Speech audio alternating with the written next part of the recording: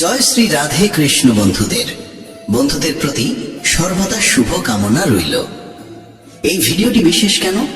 কারণ এই ভিডিওর মাধ্যমে আমরা শ্রীমদ্ ভাগবত গীতার প্রথম অধ্যায়ের মাধ্যমে জানব কিভাবে আমরা আমাদের জীবনের সংগ্রামগুলোকে অতিক্রম করতে পারি।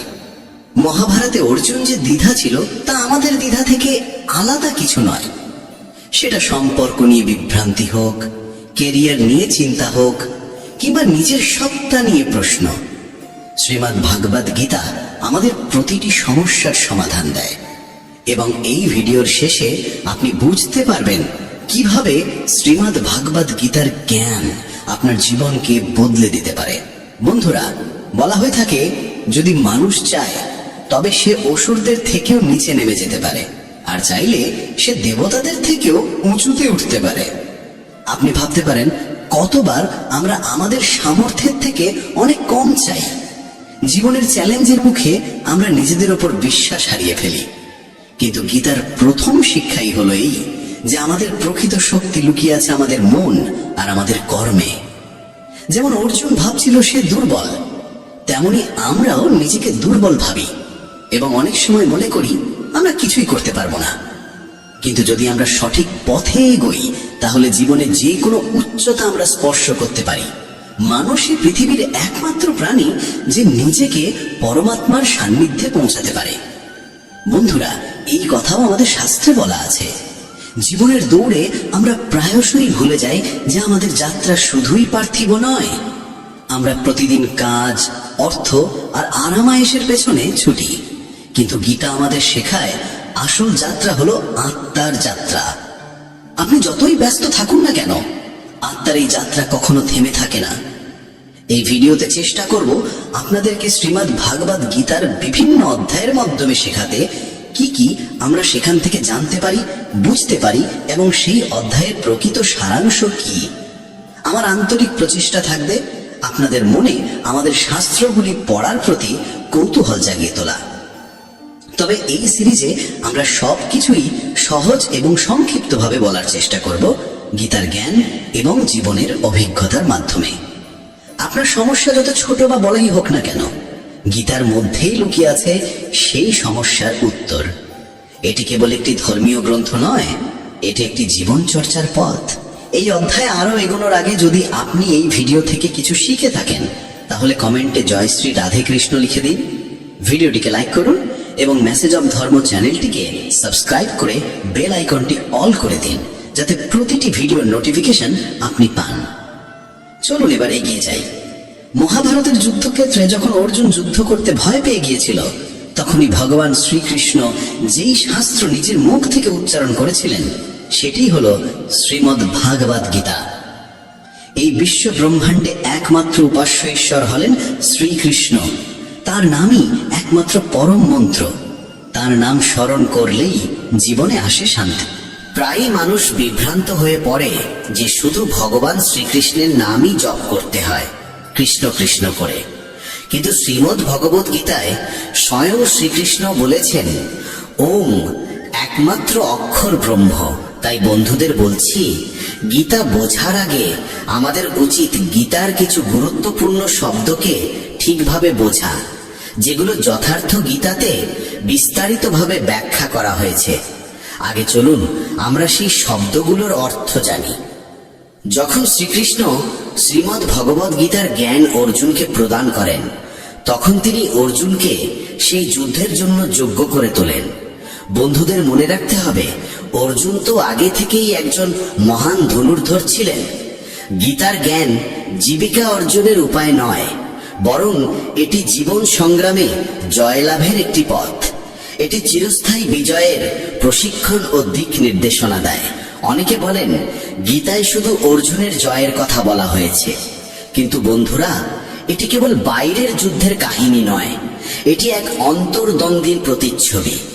এটি ঠিকভাবে বুঝতে গেলে আমাদের জানতে হবে এই যুদ্ধ কোথায় হয়েছিল এবং তার প্রকৃত তাৎপর্য কি।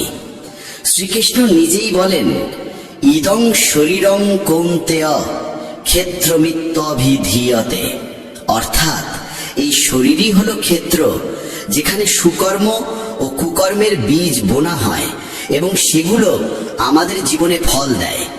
এর মানে দাঁড়ায় গীতার যুদ্ধ আসলে আমাদের অন্তরের সেই সংগ্রামের প্রতীক, যেখানে সৎ ও অসৎ, পুণ্য ও পাপের মধ্যে এক অনবরত সংঘর্ষ চলছে। গীতা সেই যুদ্ধের বিজয় পথ দেখায়। তবে এই পথ আমরা কেবল তখনই খুঁজে পাই যখন আমরা আমাদের সদ্গুরুর নিকট থেকে ধারাবাহিকভাবে জ্ঞান গ্রহণ করতে থাকি। এই জ্ঞানের মাধ্যমে আমাদের ভেতরে সাধনা শুরু হয়, যা আমাদের ঈশ্বরের দিকে নিয়ে যায়। পাপগুলোকে পেছনে ফেলে আমরা যখন পুণ্যের পথে চলতে থাকি, তখন আমাদের শরীর ধর্মক্ষেত্র হয়ে ওঠে। যখন আমরা সঠিকভাবে ভাবি ও কাজ করি, তখন আমাদের জীবনে শান্তি ও ভারসাম্য আসে। কিন্তু যখন আমাদের মন কাম, ক্রোধ, লোভ ও মোহের মতো বিকৃতিগুলোর ফাঁদে পড়ে, তখন আমাদের শরীর কুরুক্ষেত্র হয়ে ওঠে, যেখানে শুধুই অশান্তি বিরাজ করে। বন্ধুরা, কুরু মানে করো, যা করার নির্দেশ দেওয়া হয়েছে তা করো। আমাদের শরীর সারাক্ষণ কোনো না কোনো কর্মে লিপ্ত থাকে। এমনকি আপনি যখন কিছুই করছেন না, তখনও শরীর স্বপ্ন দেখে চলে। কখনো কখনো যখন আমরা ভোগ সম্পদ ও পার্থিব সুখের প্রতি আকৃষ্ট হই, তখন আমাদের শরীর কুরুক্ষেত্র হয়ে ওঠে। আর যখন আমরা ঈশ্বরের প্রতি আকৃষ্ট হইও তার পথে চলতে শুরু করি, তখন এই শরীর রূপ নেয় ধর্মক্ষেত্রে। এই দুই ক্ষেত্রের, ধর্মক্ষেত্র ও কুরুক্ষেত্রের সংঘাতই গীতার মূল বিষয়। এই ধর্মক্ষেত্র ও কুরুক্ষেত্রের কথা যখন আমরা বলি, তখন আমাদের বোঝা উচিত যে আমাদের শরীরের ভিতরেই দুটি প্রবৃত্তি সবসময় সক্রিয় থাকে, দৈব সম্পদ ও আসরিক সম্পদ। যখন আমাদের জীবনে পুণ্যের জাগরণ হয়, তখনই দৈব সম্পদের প্রকাশ ঘটে। জীবনের সঠিক সিদ্ধান্ত নেওয়া সহজ নয়, কিন্তু যখন আমরা সৎ চিন্তা ও কর্ম গ্রহণ করি, তখন আমাদের ভিতরে ইতিবাচকতা ও শুভ বোধ জন্ম নেয়, যার ফলে আমরা যে কোনো পরিস্থিতিতে সঠিক সিদ্ধান্ত নিতে পারি।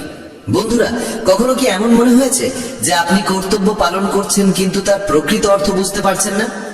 দৈব সম্পদ মানে হলো পুণ্য ও কর্তব্য। এখানে পাণ্ডু হচ্ছে পুণ্যের প্রতীক।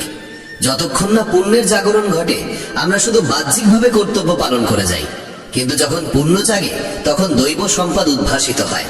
মানে শুধু ভালো কাজ করলেই হবে না, ভালো কাজের পাশাপাশি কর্তব্য পালনও আবশ্যক। কারণ পুণ্য ছাড়া কর্তব্যের প্রকৃত তাৎপর্য উপলব্ধি করা যায় না। কুন্তী যা কিছু লাভ করেছিলেন তা পাণ্ডুকে পাওয়ার আগে তা ছিল কর্ণ। কর্ণ এখানে এক প্রকার বন্ধন ও প্রথার প্রতীক। এই সেই প্রথাবদ্ধ চিন্তাগুলো যা আমাদের মনে ছোটবেলা থেকেই গেঁথে গেছে। এই চিন্তাধারাগুলোই আমাদের কর্তব্য বোধ থেকে বিচ্যুত করে রাখে ও পুণ্যের বোধকে আচ্ছন্ন করে ফেলে। কিন্তু এক সময় সেই প্রথা ও বন্ধনের বিভাজন ঘটে এবং তখনই পুণ্যের জাগরণ হয়। পুণ্য জেগে উঠলে দৈব সম্পদ জাগে এবং তখন আমাদের অন্তরে জন্ম নেয় ধর্মরূপী যুধিষ্ঠির ও প্রেমরূপী অর্জুন।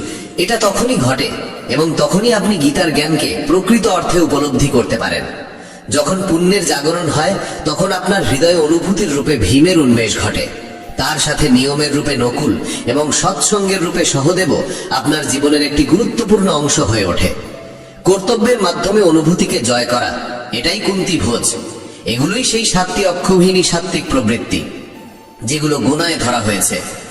কর্তব্যের মাধ্যমে অনুভূতিকে জয় করা মানে একজন মানুষ নিজের দায়িত্ব পালন করতে করতে অনুভূতিকে জয় করে।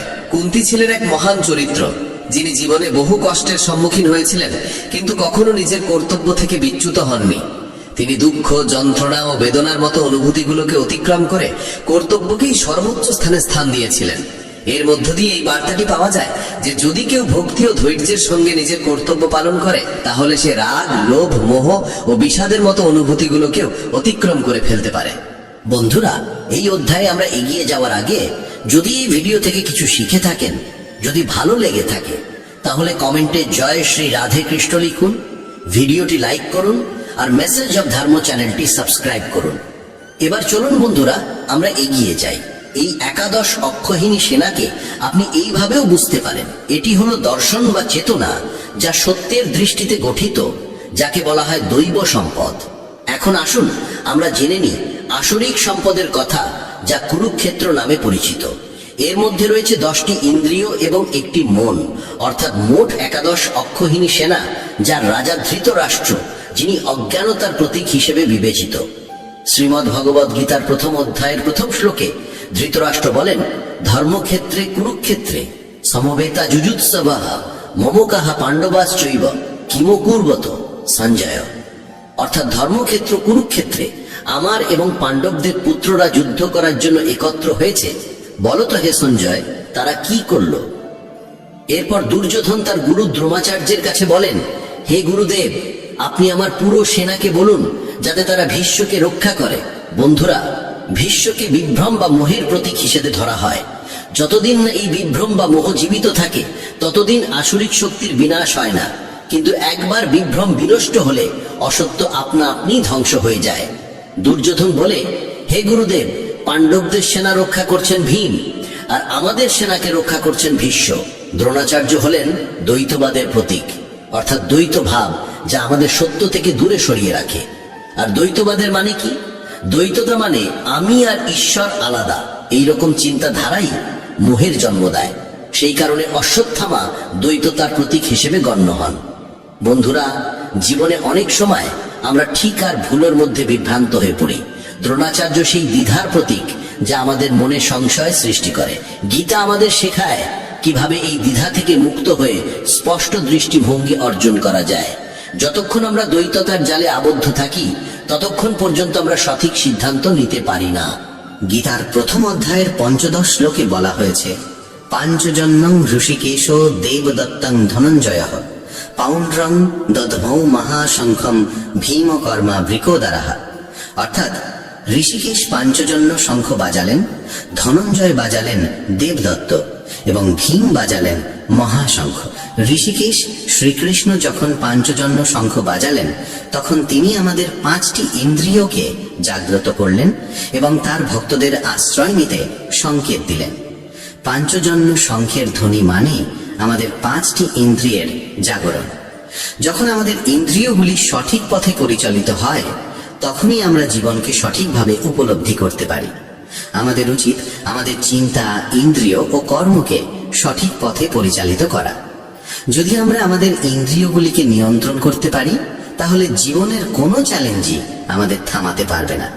অর্জুন তখন বলেন, হে প্রভু, আমরা তো আমাদের আত্মীয়দের সঙ্গে যুদ্ধ করতে যাচ্ছি। আমাদের মা, বড়রা, গুরুজন, তাদের বিরুদ্ধে কিভাবে যুদ্ধ করব? যখন আমরা সংকটে পড়ি তখন আমাদেরও উচিত ঈশ্বর বা কোনো সত্যনিষ্ঠ গুরুর প্রতি আত্মসমর্পণ করা। যতক্ষণ না আমরা আমাদের অহংকার ত্যাগ করে সম্পূর্ণরূপে আত্মসমর্পণ করি ততক্ষণ পর্যন্ত আমরা সঠিক পথে চলতে পারি না।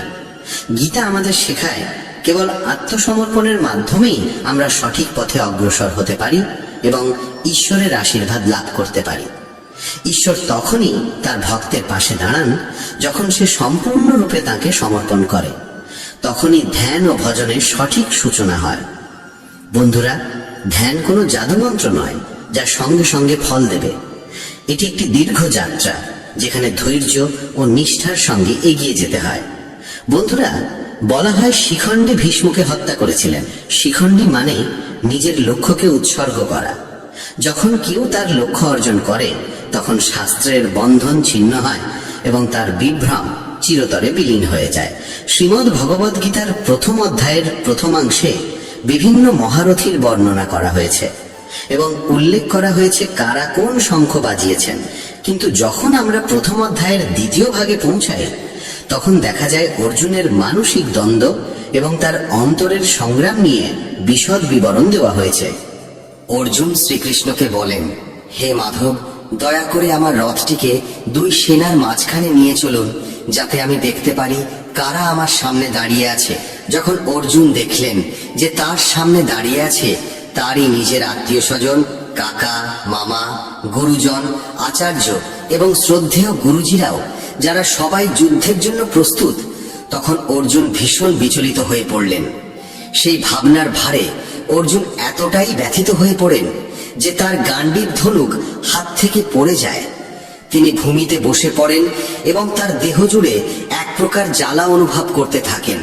অর্জুন কিছুতেই বুঝে উঠতে পারছিলেন না তিনি কি ধরনের যুদ্ধ করতে চলেছেন, যেখানে তার বিপক্ষে দাঁড়িয়ে আছেন তারই আত্মীয় এবং গুরুজনরা। তিনি মানসিকভাবে বিপর্যস্ত হয়ে পড়েন এবং শ্রীকৃষ্ণকে বলেন, হে প্রভু, আমার এখন দাঁড়িয়ে থাকার শক্তি নেই। এই যুদ্ধের ফলাফল আমার কাছে সঠিক বলে মনে হচ্ছে না। অর্জুন দুশ্চিন্তায় পড়ে যান যে নিজের পরিবার ও গুরুজনদের হত্যা করে তিনি কিভাবে উন্নতি বা সমৃদ্ধি লাভ করবেন। কিন্তু বন্ধুদের মনে রাখতে হবে, তখন অর্জুন জানতেন না যে শ্রীকৃষ্ণ কেবল তার বন্ধু নন, তিনি প্রকৃত ঈশ্বর। পরবর্তীতে 11 অধ্যায়ে অর্জুন ঈশ্বরের বিশাল বিশ্বরূপ দর্শন করতে চলেছেন।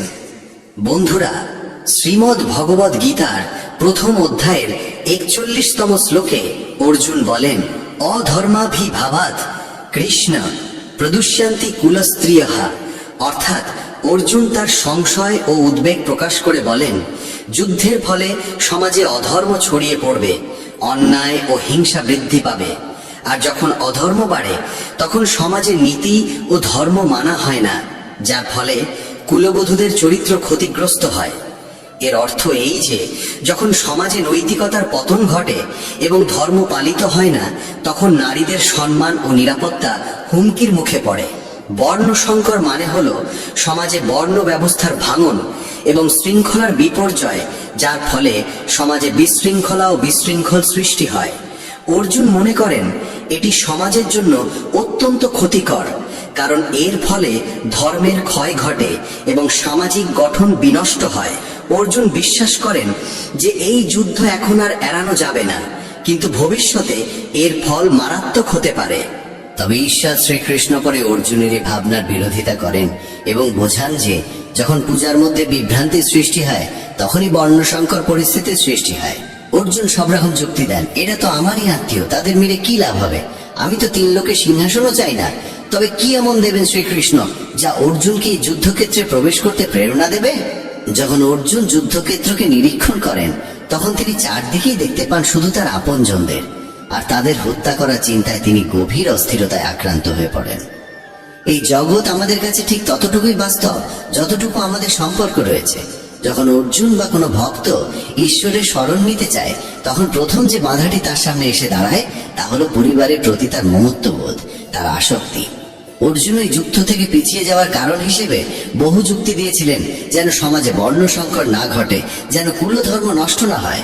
অর্জুন ভাবছিলেন তিনি ধর্ম রক্ষা করছেন, কিন্তু তিনি তখনও বুঝে উঠতে পারেননি যে যিনি তার পাশে দাঁড়িয়ে আছেন তার প্রিয় বন্ধু শ্রীকৃষ্ণই আসলে পরমেশ্বর স্বয়ং। অর্জুন নানা সন্দেহে আচ্ছন্ন হয়ে পড়েছিলেন এবং যুদ্ধ থেকে সরে এসেছিলেন। বন্ধুরা, অর্জুনের মতো আমরাও জীবনের অনেক সময় নানা দ্বিধা, সংশয় ও দুঃখে জর্জরিত হয়ে পড়ি। আমাদের মনে অনেক প্রশ্ন জাগে, আমরা কি ঠিক করছি? আমাদের সিদ্ধান্ত কি সঠিক? আমরা কি বর্তমান পরিস্থিতি থেকে বেরিয়ে আসতে পারবো?